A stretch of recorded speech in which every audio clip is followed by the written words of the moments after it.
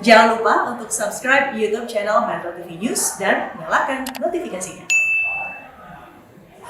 Bagaimana proses dan rencana penerbitan sertifikat elektronik? Apakah kemudian sertifikat tanah fisik akan ditarik?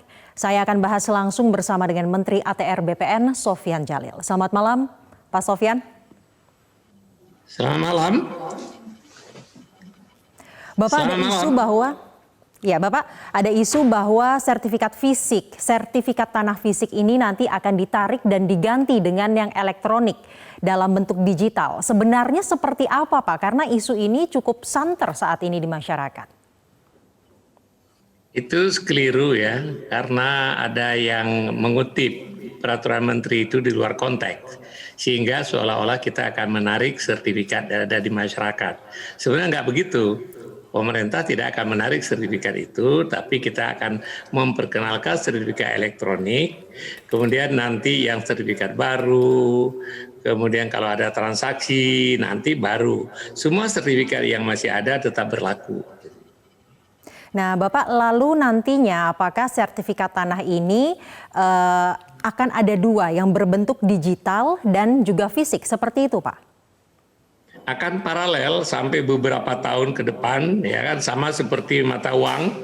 Kalau dikeluarkan mata uang baru, mata uang lama kan nggak ditarik ya, ataupun kalau ditarik pelan-pelan gitu loh. Jadi nanti akan berjalan paralel di daerah-daerah di mana masyarakat belum familiar dengan elektronik, itu tetap mereka bisa pakai sertifikat yang lama. Jadi sertifikat lama tidak ada perubahan apapun. Namun yang kalau misalnya terjadi transaksi itu kita akan alihkan dalam bentuk elektronik begitu. Nah, tapi masyarakat nggak usah khawatir kalau misalnya masyarakat takut nanti berubah ini hilang, nggak apa-apa. Yang sertifikat lama itu mereka boleh pegang, tapi udah nggak punya kita stempel bahwa itu sudah ada bentuk elektronik gitu loh. Jadi persis sama, cuma mengalihkan formatnya aja. Nah, apakah kemudian nanti di akhirnya jika semua pendataan ataupun digitalisasi ini sudah selesai, itu artinya tidak akan ada lagi sertifikat tanah fisik? Masa itu panjang sekali karena masyarakat Indonesia ini kan sangat luas ya, dari Sabang sampai Merauke, kemampuan teknologi, akses infrastruktur, IT itu masih beda-beda. Di kota-kota besar memang mungkin dalam tempo 5 tahun yang akan datang, kalau sertifikat itu sudah dilakukan transaksi, pembaruan baru akan berubah menjadi sertifikat elektronik. Tapi kita tahun ini kita akan mencoba melakukan pilot project di beberapa kota, Jakarta dan Surabaya. Itu kita coba dulu dengan tanah-tanah pemerintah, tanah-tanah BUMN, tanah-tanah yang besar-besar, tanah masyarakat belum menjadi prioritas.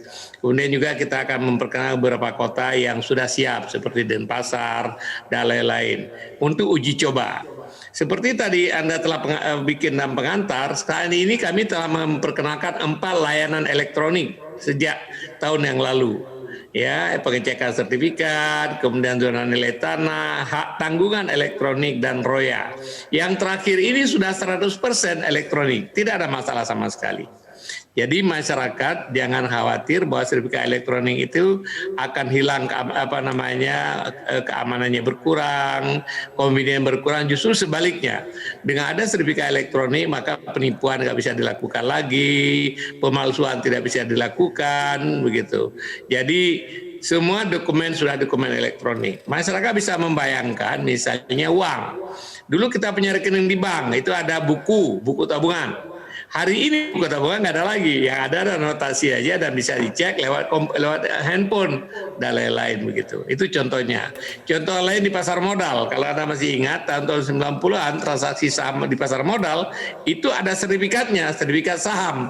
Kalau saya menjual ke Anda, saya teken. Nanti Anda jual ke orang lain, teken lagi di belakang, sehingga lembarannya itu berlapis-lapis. Kemudian diubah menjadi saham elektronik atau scriptless trading. Sekarang nggak ada lagi saham yang diperjualbelikan dalam bentuk sertifikat. Baik, itu artinya sertifikat tanah fisik ini masih akan berlaku ya Bapak. Nah, tadi Bapak juga sebutkan mengenai uji coba pilot project. Project ini akan berlangsung selama apa Pak? Hingga akhirnya nanti direncanakan bahwa sertifikat tanah akan berbentuk digital. Ini kita akan uji coba dulu di pertama Jakarta dan Surabaya, 6 kantor ya, 6 kantor di Jakarta Surabaya, di Surabaya 2 kantor, di Jakarta 4 kantor atau 4 kantor ya. Pusat, Utara, Timur, Barat, Selatan 5 kantor. Terus Surabaya 7 kantor. Kemudian juga kita akan uji coba perkenalkan di Denpasar misalnya. Mungkin kita akan pilih 1-2 kota lain yang sudah sangat siap. Dan itu adalah sambil mengedukasi masyarakat bahwa sertifikat elektronik itu adalah paling aman, paling mudah.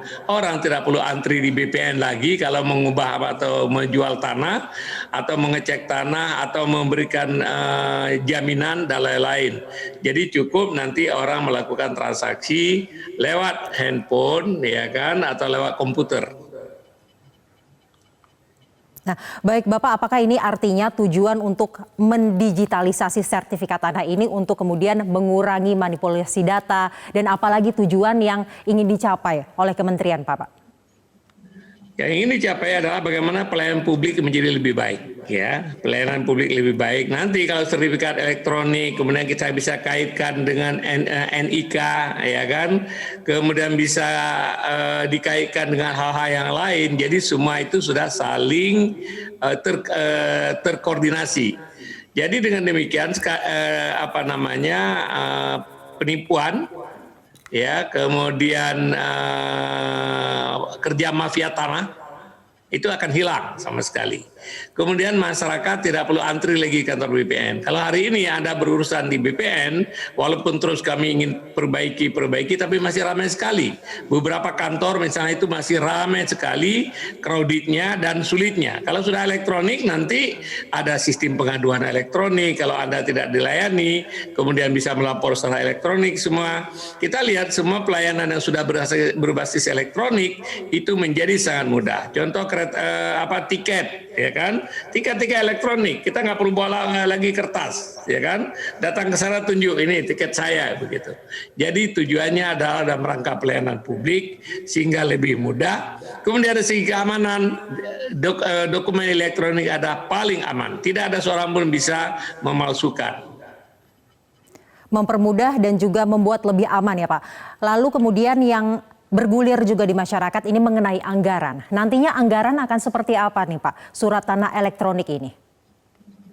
Surat tanah elektronik adalah program pemerintah ya. Jadi sebenarnya kalau selama ini kita keluarkan kertas, nanti nggak ada kertas lagi yang baru, ya kan? Sama saja bagi pemerintah itu sertifikat baru adalah program pemerintah, dan oleh sebab itu akan ditanggung oleh pemerintah.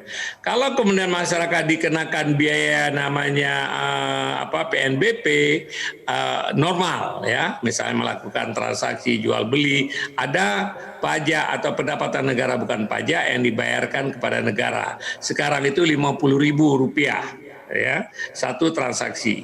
Contohnya sekarang misalnya Anda melihat itu hak tanggungan. Dulu kalau hak tanggungan Anda pergi ke bank, kemudian pinjam kredit, kemudian pergi ke notaris kemudian pergi ke bank lagi, dari bank pergi ke BPN, perlu proses di BPN. Sekarang dengan elektronik, orang tinggal pergi ke bank, nanti semua dilayani oleh secara elektronik. Bahkan nggak perlu ketemu lagi orang BPN. Dengan 4 layanan sudah kita laksanakan secara elektronik, paling sedikit 30% antrian di kantor BPN itu sudah hilang. Nah kemudian Bapak terakhir, di masyarakat ini banyak isu pro kontra yang berhembus dan juga kekhawatiran. Apa yang ingin disampaikan kepada masyarakat terkait dengan rencana sertifikat elektronik ini Pak?